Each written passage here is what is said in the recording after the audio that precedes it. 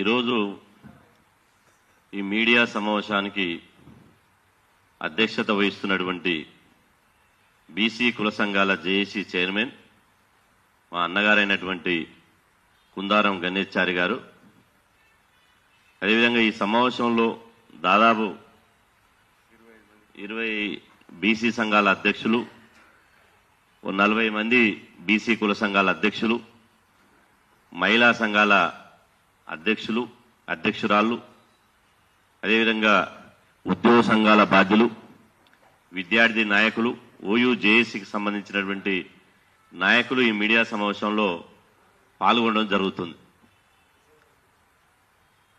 ఇప్పుడు రాష్ట్రంలో రేపు 11వ తేదీన జూబ్లీ హిల్స్ ఉప ఎన్నిక జరగబోతుంది. ఈ జూబ్లీ హిల్స్ ఉప ఎన్నిక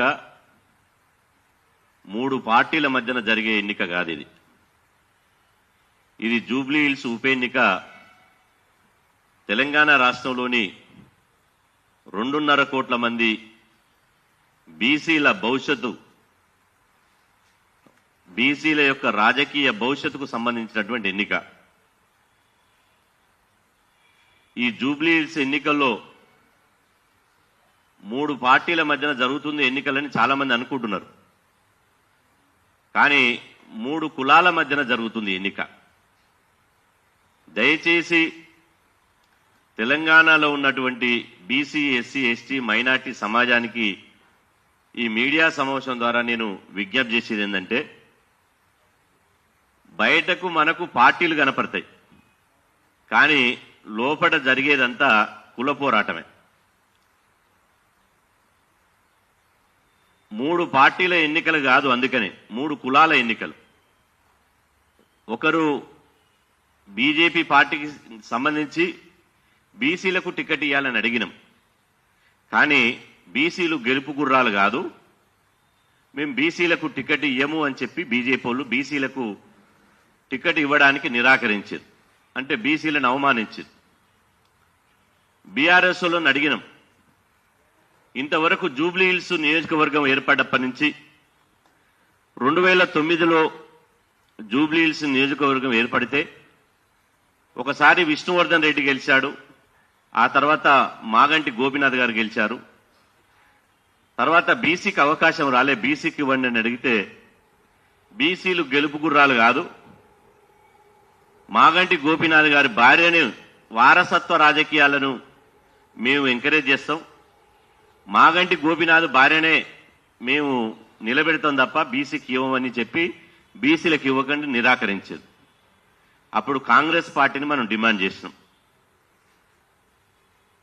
మీరు 42% రిజర్వేషన్లు కావాలని అంటున్నారు. ఒకవైపు రాహుల్ గాంధీ గారు దేశవ్యాప్తంగా కులగణన జరగాలి, ఎవరి వాటా వాళ్ళకి ఇవ్వాలి అని చెప్పి రాహుల్ గాంధీ గారు అంటున్నారు. మరే మా వాటా జూబ్లీ హిల్స్ ఎన్నికల్లో మా వాటా మాకు ఇవ్వరా అని అడిగినాం. అన్ని కుల సంఘాల రాష్ట్ర అధ్యక్షులు, బీసీ సంఘాల అధ్యక్షులు అడిగినాం. అడిగితే రాహుల్ గాంధీ గారు వాస్తవమే, ఎవరి వాటా వాళ్ళకి కావాలి, తెలంగాణలో కులగణన జరిగింది, బీసీల జనాభా 56.36% అని తేలింది.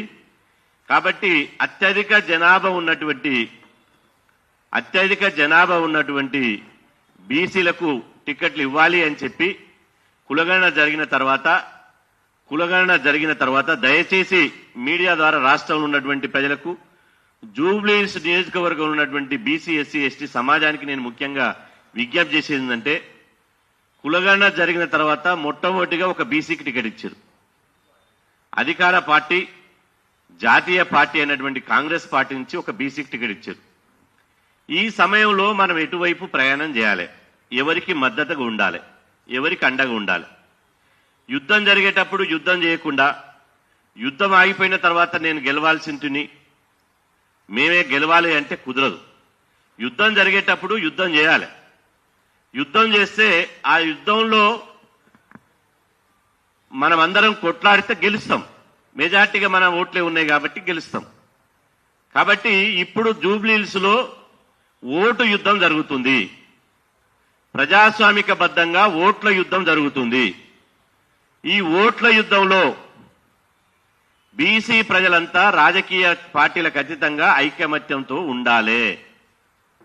ఎందుకంటే ఇప్పటి వరకు తెలంగాణ రాష్ట్రంలో స్వాతంత్రం వచ్చిన 80 సంవత్సరాలుగా మనం మెజార్టీగా ఉన్నా అగ్రకుల రాజకీయ పార్టీలు ఏమంటున్నారు? మీరు గెలుపు గుర్రాలు కాదు, మీకు టికెట్లు ఇస్తే మీరు గెలవలేరు, మీరు గెలుపు గుర్రాలు కాదు, మీరు 2% 3% లేనోళ్ళకి టికెట్లు ఇస్తేనే వాళ్ళు గెలుపు గుర్రాలు అంటున్నారు. మరి మనం ఏం చేయాలి? బీసీలం కులాల వారిగా దయచేసి విడిపోవద్దు. వృత్తులు వేరైనా మన నెత్తురు ఒకటే. మన వృత్తుల వారిగా నీది కులం అని వాళ్ళు పెట్టిరే తప్ప మనకు మనం పెట్టుకోలే.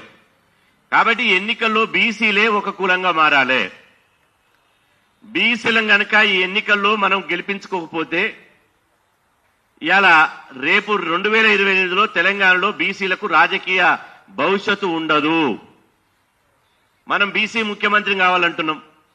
బీసీ ముఖ్యమంత్రి కావాలంటే ఎట్లయితాడు? ఇప్పుడు తెలంగాణ అసెంబ్లీలో బీసీ ఎమ్మెల్యేలు 19 మంది ఉన్నారు. మరి ఒక్కొక్కరిని గెలిపించుకుంటూ పోతే మెజార్టీగా 60 మంది బీసీ ఎమ్మెల్యేలు గెలిస్తే బీసీ ముఖ్యమంత్రి అవుతాడు. 60 మంది బీసీ ఎమ్మెల్యేలు గెలవకుండా బీసీ ముఖ్యమంత్రి అవుతాడా? ఆలోచన చేయండి. కాంగ్రెస్ పార్టీ నుంచి 7 బీసీ ఎమ్మెల్యేలు ఉన్నారు. మనమేమంటున్నాం? మంత్రివర్గంలో మా వాటా మాకు దక్కాలని అంటున్నాం. మరి ఎమ్మెల్యేలే గెలవనప్పుడు మంత్రివర్గంలో స్థానం ఎట్లుంటది? మీరు ఆలోచన చేయాలి. ఇప్పుడు జూబ్లీహిల్స్ లో ఒక బీసీ బిడ్డను గెలిపిస్తే, ఒక ఎమ్మెల్యేని గెలిపిస్తే 20 మంది బీసీ ఎమ్మెల్యేలు అవుతారు. మంత్రివర్గంలో ఇప్పుడు 3 ఉన్నారు, 4 మంత్రులు అవుతారు. మన రాజకీయ ప్రాతినిధ్యం పెరుగుతుంది. మన ఓటు మనం వేసుకోవడం ద్వారా, మన రాజకీయ చైతన్యాన్ని మనం ప్రదర్శించడం ద్వారా రేపు భవిష్యత్తులో మన ఆత్మగౌరవం మనకు దక్కుతుంది. లేకపోతే అంబేద్కర్ గారు ఒక మాట చెప్పారు, రాజ్యాధికారంలో లేనటువంటి కులాలు ఏవైతే ఉన్నాయో, రాజ్యాధికారంలో అందుకోలేనటువంటి కులాలు ఏవైతే ఉన్నాయో అవి చరిత్రలో కాలగర్భంలో కలిసిపోతాయని చెప్పిండు. అందుకోసమే అంబేద్కర్ గారు వజ్రాయుధం లాంటి ఓటు హక్కు ఇచ్చిండు. ఆ ఓటు హక్కును జూబ్లీహిల్స్ ఎన్నికల్లో మా నినాదం ఒకటే, బీసీల ఓటు బీసీలకే. జూబ్లీహిల్స్ ఉప ఎన్నికల్లో బీసీల ఓటు బీసీలకే. ఇలా ఒక రెడ్డి అభ్యర్థిని గెలిపించడం. మేము రెడ్లకు 100% వ్యతిరేకం కాదు. దయచేసి పేద రెడ్లకు, అక్కడున్న రెడ్లకు విజ్ఞప్తి చేస్తున్నాం. విష్ణువర్ధన్ రెడ్డి రూపంలో ఒక రెడ్డి అభ్యర్థిని గెలిపించడం సంతోషం, ఏమంటలేం. అదేవిధంగా ఒక కమ్మ అభ్యర్థిని మాగాంటి గోపినాథ్ రూపంలో ఒక కమ్మ అభ్యర్థిని 2 సార్లు గెలిపించడం. దయచేసి కమ్మ వాళ్ళు కూడా ఆలోచన చేయాలి. వాళ్లకు 1000% మేము వ్యతిరేకం కాదు. ఒక్కసారి మిమ్మల్ని 2 సార్లు గెలిపించడం కాబట్టి ఒక్కసారి బీసీ అభ్యర్థికి అవకాశం వచ్చింది. దయచేసి కమ్మలు రెడ్లు కూడా ఈసారి బీసీలకు సపోర్టు చేయవలసిందిగా మీడియా ద్వారా వాళ్లకు నేను అప్పీల్ చేస్తున్నా, వాళ్లకు విజ్ఞప్తి చేస్తున్నా. విజ్ఞతతో ఆలోచించండి. సామాజిక న్యాయం ఉండాలి ప్రజాస్వామ్యంలో.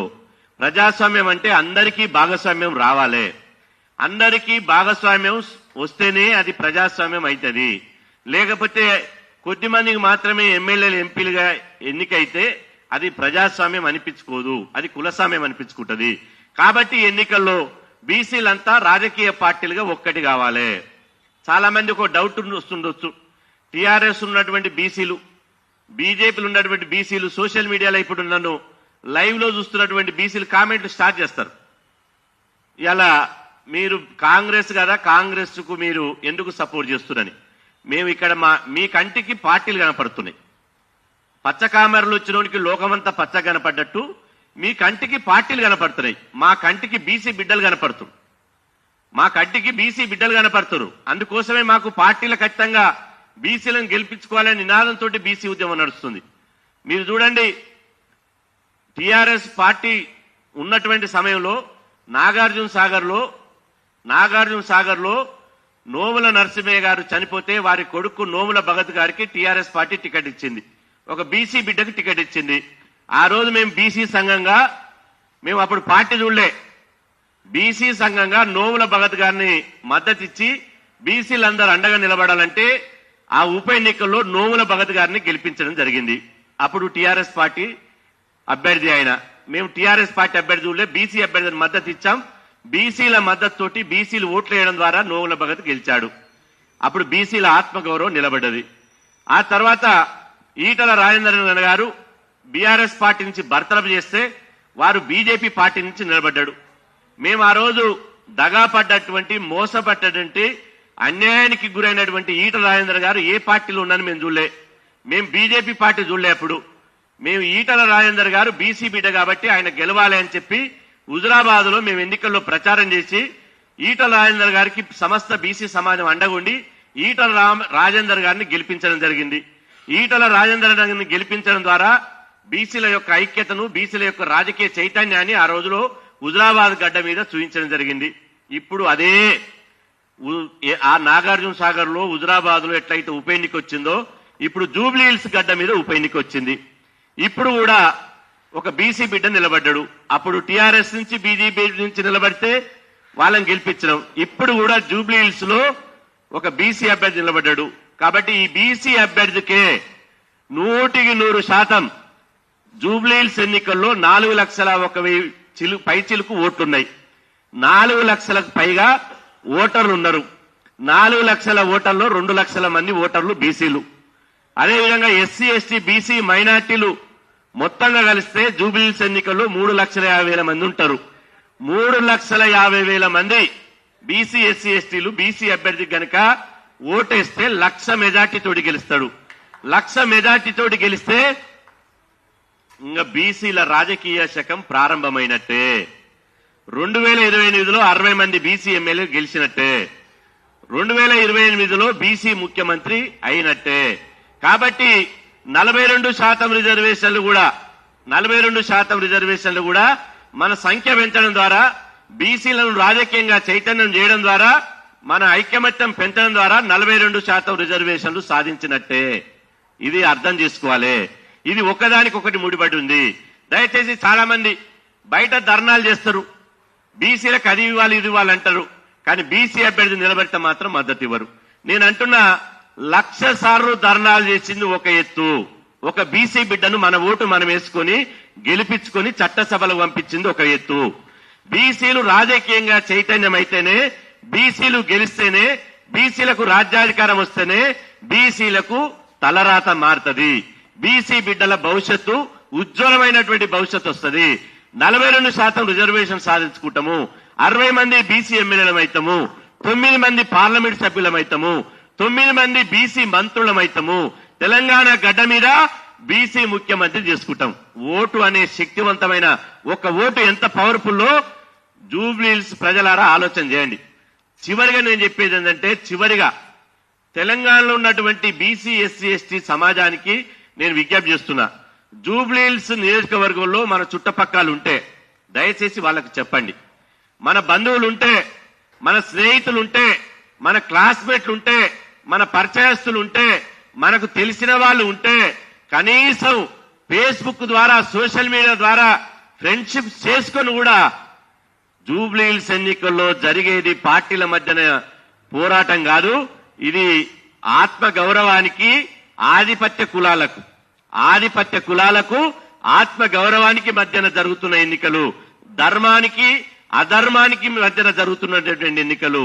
కాబట్టి బీసీ ప్రజలు, ఎస్సీ, ఎస్టీ, మైనార్టీ ప్రజలు ధర్మం వైపు నిలబడండి. ఒకసారి 3 సార్లు అగ్రకులాలు గెలిచారు. అగ్రకులాలు కూడా ధర్మం వైపు నిలబడండి. ధర్మం వైపు నిలబడి బీసీ అభ్యర్థిని గెలిపించుకోవాల్సిందిగా నేను జూబ్లీ హిల్స్ ప్రజలకు విజ్ఞప్తి చేస్తున్నా.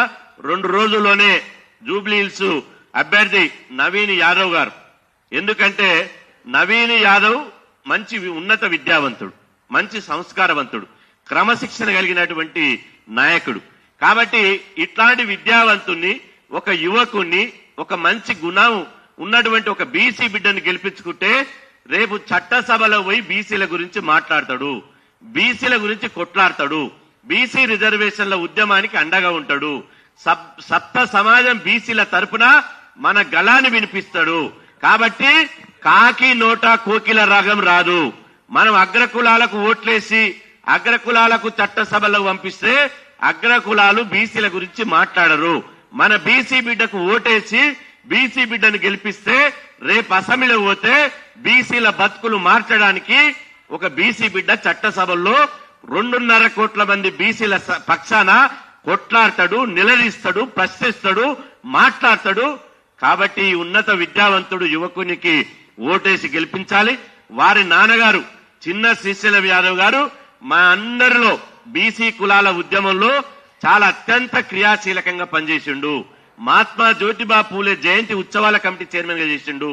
బీసీ కుల సంఘాల జేఏసీ రాష్ట్ర కన్వీనర్ గా పనిచేసిండు. కాబట్టి ఆయన కుటుంబమే ఒక బీసీ ఉద్యమాల కోసం పోరాడినటువంటి కుటుంబమే ఈ ఎన్నికల్లో నిలబడ్డది. కాబట్టి దయచేసి జెండాలను పక్కన పెట్టండి, ఎజెండాలను పక్కన పెట్టండి. మన బీసీల ఓటు బీసీలకి నినాదంతో జూబ్లీహిల్స్ ఎన్నికల్లో బీసీ అభ్యర్థికి గెలిపించి బీసీల ఆత్మ గౌరవాన్ని ఎలుగెత్తి చాటి బీసీల రాజకీయ చైతన్యానికి పునాదులు వేయాలని చెప్పి మీ ద్వారా నేను విజ్ఞప్తి చేస్తున్నా. థ్యాంక్ యూ, ధన్యవాదాలు.